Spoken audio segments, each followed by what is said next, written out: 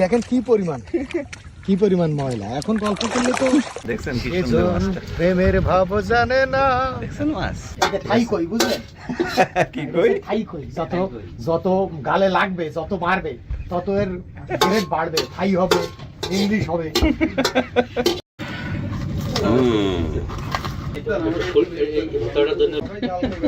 সবাই ঝাল খায়।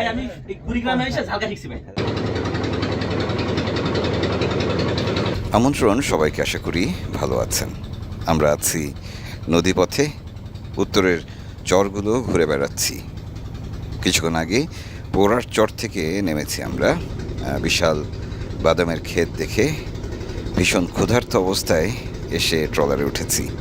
এরপর আমাদের রান্নাবান্নার কাজ শুরু হলো। বেলায়েত সর্দার ওই ট্রলারে বসে আমাদের ট্রলারের যিনি রাঁধুনি রয়েছেন শুকুর ভাইকে সঙ্গে নিয়ে রান্নাবান্না শুরু করেছেন। এই জিনিসের নাম জানেন ইসলাম ভাই? হ্যাঁ, এটার নাম হলো শুকনো মরিচ। শুকনা মরিচ, হ্যাঁ, এবারে নতুন নাম আছে। এটা দিয়ে কই মাছ ভর্তা হবে। ঠাই কই বুঝলেন, কি কই ঠাই কই যত গালে লাগবে, যত মারবে, তত এর গ্রেড বাড়বে, ঠাই হবে, ইংলিশ হবে। নাম হচ্ছে নাকি ভাই? কোন স্ন্যাক্স এর ব্যবস্থা নাই? স্ন্যাক্স রুবেল ভাই জাহাজে যাইতো, স্ন্যাক্স নাই ভাই। সারাদিন না খাই রাখলেন, স্ন্যাক্স নাই। বরেলি মাছ রান্না করছে, ডাল রান্না করছে, আর এখন যেটা হচ্ছে যে একটু কই মাছ ভর্তা হচ্ছে আর কি। তুমি কই মাছ ভর্তা চিনো তো? মরিচ পেঁয়াজ ভাইয়া, হ্যাঁ, মরিচ পেঁয়াজের ঝাল, ওটাই হচ্ছে। সরিষার তেল দিতে হবে হালকা। জেলেদের কাছ থেকে সকালে বৈরেলি মাছ কিনেছিলাম, সেটি দিয়েই দুপুরের খাবার হবে। সেই সঙ্গে থাকবে পোড়া মরিচের ভর্তা। ভাই খিদা লাগছে, সহ্য হচ্ছে না কিন্তু। দেশি বেগুন ভাই আরো চিকন হয় ভাই, বড় ভাই বন্ধ করেন। হ্যাঁ, একদম বন্ধ করে দেন। কই মাছ বন্ধ করবো, চলে যাবো। কই মাছ ভর্তা কি করে হয় মাছ ছাড়া, আজকে এটা দেখাচ্ছি। আর আমি কি ডলবো না আর কেউ দিয়ে ডলাবো? না, আপনি ডলেন, আপনি ডলেন। ভাই এই ডলার করে দিন না, এই ডলার কারো দেওয়া হবে না, নরম হাত তো। এই যে কই মাছ ভর্তা হচ্ছে। কই মাছ নাই কড়াইতেই ডলি, কড়াইতেই ডলি। এই গরম তো, গরম ঠান্ডা করে নিচ্ছি, লবণ দিলে ঠান্ডা হবে না? হয়।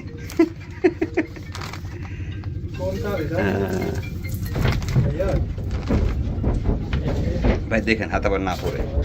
একটু ঠান্ডা হয়ে হ্যাঁ, আপনি এখানে বানায় ফেলেন না, ঠান্ডা হয়ে গেল। ট্রাভেলার বেশ কল আসছে ভাই। গরম গো। আর আপনি ওইখানে ইয়ে করার চেষ্টা করতেছেন। হ্যাঁ,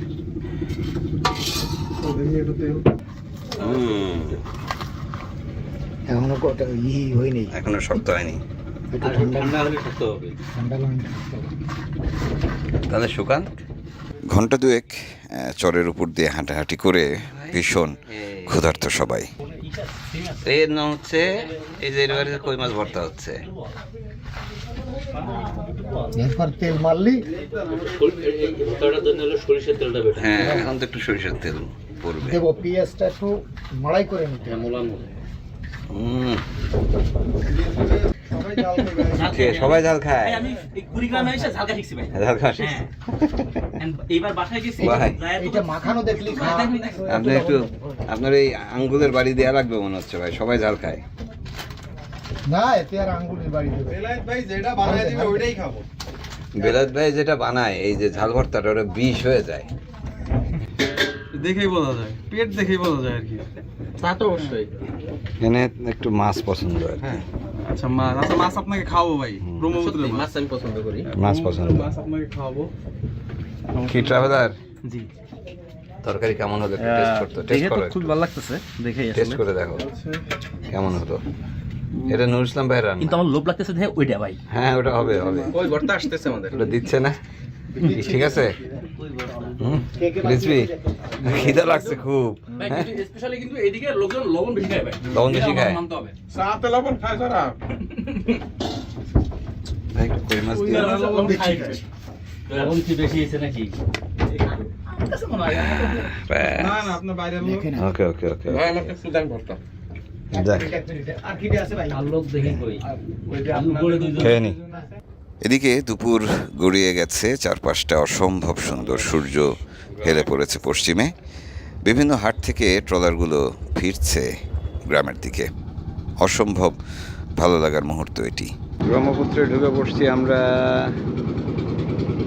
এখন তো শীতকাল, পানির চাপ খুব বেশি না, পানি একদম তলানিতেও না, পানি আছে চরগুলোতে।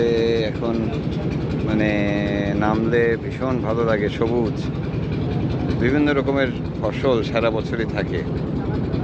আমরা যাত্রাপুর থেকে রওনা দিয়ে প্রথম আলোর চর গেছি, সেখান থেকে আর একটা চর, সেটা হচ্ছে দুধকুমার নদীতে। সেখান থেকে এই যে আমরা রওনা দিয়ে আইরমারির দিকে যাব। পথে বেশ কয়েকটা চর পড়বে।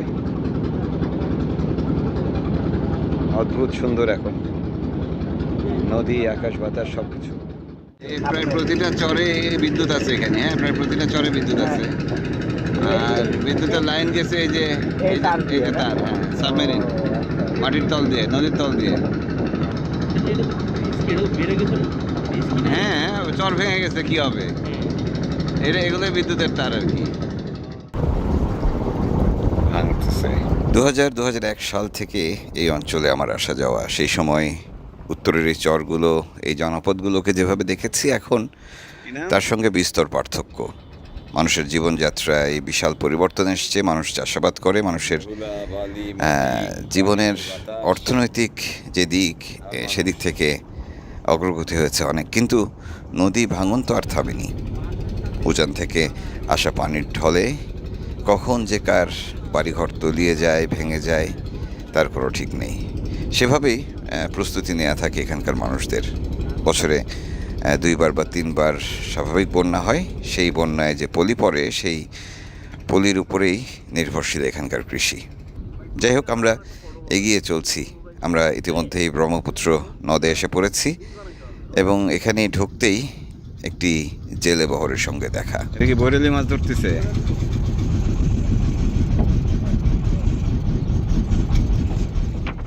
কি মাছ উঠতেছে বরেলি? কি জালে? জালের নাম কি বড় ভাই? এই চরের নাম কি আপনাদের? এইটা পার্বতীপুর। পার্বতীপুর, আচ্ছা। হ্যাঁ, এই তো বরেলি মাছ, বরেলি মাছ। মাছ একটা বাঁচতে দিবেন না আপনারা, সব ধরে ফেলতেছেন। এই যা যা যা যা যা যা যা যা যা যা। কই বেশি মাছ? অল্প কয়টা? এটা করে মাছ হলো? এই প্রথম খাওয়া দিলেন না আগেও দিছেন? আগে দিছেন। এ ভর্তি মাছ, দেখছো অবস্থা? বরেলি বরেলি তো বড় হয় তো আরো এই মাছগুলা। তোলেন তোলেন তোলেন। আপনারা বের হইছেন কখন? সকালে সকালে? কখন? খাওয়া দাওয়া করছেন? রান্না বাড়ি নিয়ে আসছেন নাকি? ও, বাড়ির থেকে। পরের খাও কই দিবেন? ওই পাশ এখানে মাছ আছে না? এটা খাওয়া হবে, কষ্ট হয়ে যাবে। মাছ থাকবে, এত ধরলে থাকে মাছ? বলেন দেখি। এটা ভাই বৈরালি মাছ ভাই। যে জন প্রেমের ভাব জানে না, ওরে বাবা রে বাবা, নাই নেনা দেনা। আহা, দেখছেন কি যে সুন্দর জন মাছটা? প্রেমের ভাব জানে না। দেখছেন মাছ ভাই? দেখছেন? এটা একটু বড় হলে ভালো হতো। খাবেন মাছ? টাটকা একটু খাই। ভাই মাছ কি বেচবেন? অল্প নিতাম, হাফ কেজি খানিক নিতাম আর কি। একবেলা, বরফ তো নাই, ফ্রিজ নাই, একবেলা খাবো আর কি। একটু দেন, একটা আন্দাজ করে দিয়ে দেন। কত করে কেজি? কত করে আপনাদের এখানে? কেজি তো 400 টাকা। ছোট এটা, এত ছোট মাছ 400 টাকা? বড়টা 100 টাকা, ঠিক আছে। জেলেদের ভীষণ পরিশ্রম হয়। মাছের দাম একটু কম বেশিও হতে পারে, কিন্তু এই পুরো অঞ্চল জুড়ে যেভাবে মাছ শিকার হয়, তাতে করে আসলে মাছের অস্তিত্ব টিকে থাকা মুশকিল। এত পরিমাণের মাছ শিকার হয়, এত পদ্ধতিতে মাছ শিকার হয় এখানে, যা বলার অপেক্ষা রাখে না। এই বিষয়ে আমরা আলাপ করব ভবিষ্যতে কোনো এক পর্বে। লাগবে না রে, লাগবে না বাবা, শুকুর রাখো। আমার একটা বিদেশি পদ্ধতি আছে ওঠার, বুঝছো? দেখবা, দেখাচ্ছি, দাঁড়াও। হ্যাঁ, আমরা সোজা চলে যাব আইরমারির চরে, তবে তার আগে কালির আলগার চর রয়েছে, সেখানে একটি বিরতি নেব। শুনেছি সেখানে একটি ছোট্ট বাজার রয়েছে, আমাদের টুকটাক কিছু কেনাকাটা রয়েছে, সেগুলো সারবো।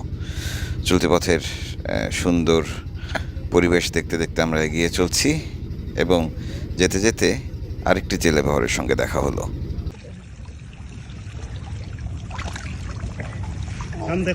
এবার আর আমাদের সঙ্গী বেলায়েত সর্দারকে ধরে রাখা সম্ভব হলো না, নেমে পড়েছেন পানিতে মাছ শিকারীদের সঙ্গে, তিনিও সামিল হয়েছেন। আসলে লবণ পানির মাছ শিকারীরা যারা, তারা এখানে আসলে একটু বিভ্রান্ত হন। এখানকার পরিবেশ, এখানকার মাছ শিকারের পদ্ধতি এবং মিঠা পানি লবণ পানির মধ্যে যে মাছের পার্থক্য, এগুলো নিয়ে তারা আসলে বিরাট চিন্তার মধ্যে থাকেন। দেখেন তো এগুলো, এই দেখেন, এই যে মাছ পড়িছে, ময়লা তো দেখা যাচ্ছে না, মাছ পড়িছে, ভালো মাছ পড়িছে। এরকম করতে করতে মাছ হয়ে যায় না, মাছ হারাহারিতে নদীতে মাছ কম তো, আর এইখানে আর ওই যে শর্টগুলো মারেই মাছগুলো শেষ করে। এই ছোট মাছগুলো বেশি মারা যায় শটে, ওরা তো ধরতে পারে না। শটে যারা মারে ওরা বড় মাছটা উঠায় নিয়ে যায়, কিন্তু এই গুঁড়ো মাছটা আমাদের সুন্দরবনে যেমন বিষ দিয়ে শেষ করতেছে, এই অঞ্চলটা শট দিয়ে শেষ করতেছে। এখানে বিষ মারে ভাই, এই বিষয়ে কোনো আইন তো করলো, আইন আছে না, ধরতে পারবে। তারপর তো ওই রাত্রের অন্ধকারে আজকে রাত 3টার পরে আইছে, হয়তো মানুষ যখন ঘুমায় নিঝুম হয় তখন আমরা তো ধাওয়াইছি।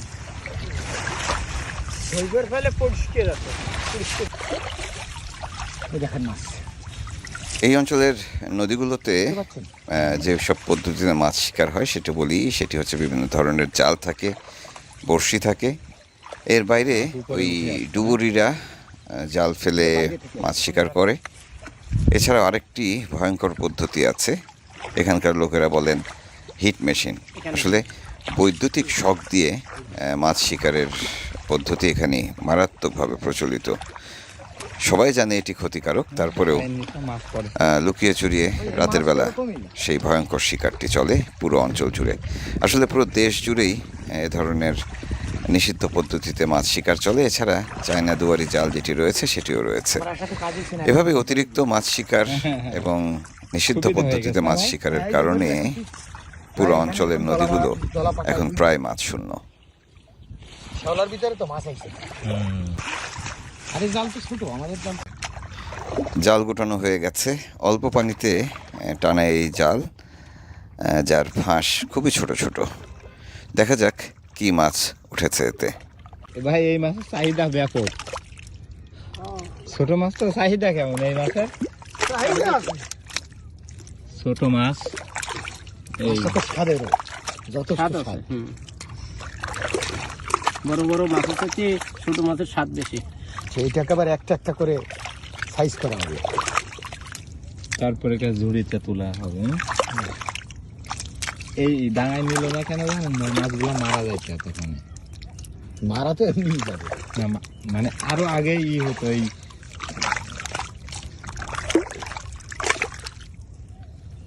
এখন সম্ভবত মাছ ধরার চেয়ে গল্পগুজবই বেশি হচ্ছে।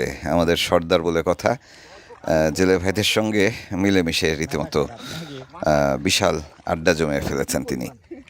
কি পরিমাণ ময়লা! এখন গল্প করলে তো ইজ্জত যাবে, গল্পের ইজ্জত যাবে নাকি ভাই? মাছ থেকে গেলে মাছ ওই ময়লার ভিতরে চলে গেলে কম যাবে বিফলে। আস্তে আস্তে ছোট করে নিয়ে আইছি জায়গা। হ্যাঁ, এটা কি মাছ ভাই? ওই একই। এটা কি এর মনে হয় পিওলিও আছে না? এটাতে কিন্তু কাল বাউস বাদে এই বসিতে এইটা এই শ্যাওলাটা দিলে কাল বাউস বাদে, তাই না? কাল বাউস বাদে এটা বসির টোপ, তাই না? হ্যাঁ, এই শ্যাওলাটাই কাল বাউস বাদে খুব। শ্যাওলাও খাই, এটা পরিষ্কার হবে কেমনি? ওই যে বাসা হবে। উপরে নিয়ে যাবেন? হ্যাঁ, উপরে উপরে যাই ছাড়া তাই ছাড়া তো অনেক অনেক ঝামেলা। খেলা আপনি ফেলালি তো মাছ চলে যাবে।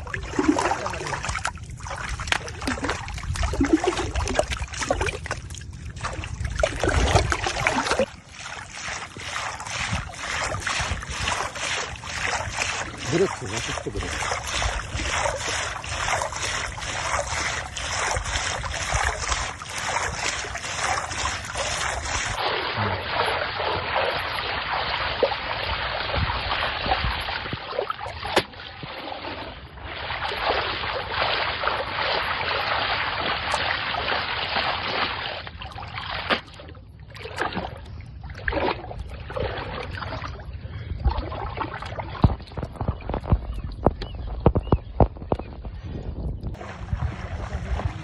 আমরা মাছ ধরাধরির কাজ কারবার শেষ করে আবারও রওনা দিয়েছি সোজা কালিরালগার চরে গিয়ে নোঙর করলাম। গ্রাম তো না, এটা তো চর তো না, এটা তো চর। এখানে কি কারেন্ট আছে? এত দূর কারেন্ট আসলো কি করে?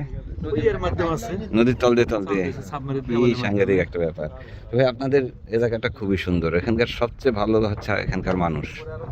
সবচেয়ে আপনি অনেক ভালো মানুষ। না, এখানে যে কোনো জায়গায় গিয়ে আপনাকে যে এইভাবে দেখা পাইছাম আমি, না এই জায়গায় এসে দেখা হবে সেটাই। না, এখানে আসলে যেটা হয় যে কোনো জায়গায় যে কোনো চরে নামলে বলে যে খায় যান, ঠিক আছে? সে কোথায়, তার বাড়ি কোথায়, তার খাবার কোথায়, কি খাওয়াবে পরে বিষয় না, বলবেই হ্যাঁ। না ভাই, আমরা সম্ভবত রাতে থাকবো হচ্ছে ওই ঘাটে। হ্যাঁ, ধূসরেই চরগুলো দূর থেকেই ধূসর লাগে। আপনি যখন নেমে হাঁটা দিবেন তখন দেখবেন নানা জাতের ফসল বোনা হয়েছে সেখানে। দেখছেন মসুর ডাল? আমি মসুর ডাল গাছ দেখলাম প্রথম। তাই আমাদের অঞ্চলে মসুর একদম অ্যাভেলেবেল। এই যে মসুর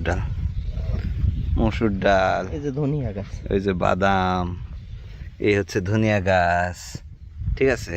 এর মধ্যে পেঁয়াজ, না এত দিকে যায় না, পা মারায় না। এখানে আবার কি পেঁয়াজ লাগালো এই সময়? এমনি জোলা আছে ভাই। এই সময় কি পেঁয়াজ লাগাইছে এটা? এইটা হচ্ছে, এই পানিটা তো বেশি দিন শুকায় থাকবে না ভাই। এই পানিটা টানতে টানতে এই পেঁয়াজটা হয়ে যাবে। এই জায়গায় জমি খালি রাখে না, বুঝছো? একটার পর একটা হ্যাঁ দিয়েই যাচ্ছে, একটার উপর একটা উঠে যাচ্ছে, তার উপর আরেকটা দিচ্ছে। এটা কিন্তু পেঁয়াজের বীজ থেকে যে এটা পেঁয়াজ না, ওইটা না, ওইটা এটা কি ওইটা না? এই যে দেখেন, এত ছোট তো আর কোনো বীজ ছাড়া সম্ভব। এই তাই তো, ওই ছিটিয়ে দেওয়া। এটা থেকে যে পেঁয়াজ তো হবে না, এখান থেকে বড় পেঁয়াজ বীজটা হবে। এইটা পরবর্তীতে বলবে মুড়ি কাটা পেঁয়াজ। আচ্ছা,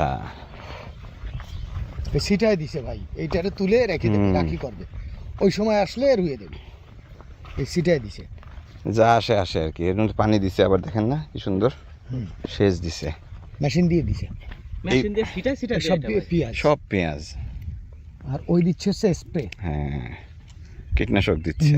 পেঁয়াজে তাইলে পোকা না, ঘাসনাশক। আগেও বলেছি যে একটা সময় অনাবাদি থাকতো এই অঞ্চলের চরের জমিগুলো, কিন্তু এখন সেই দিন বদলে গেছে।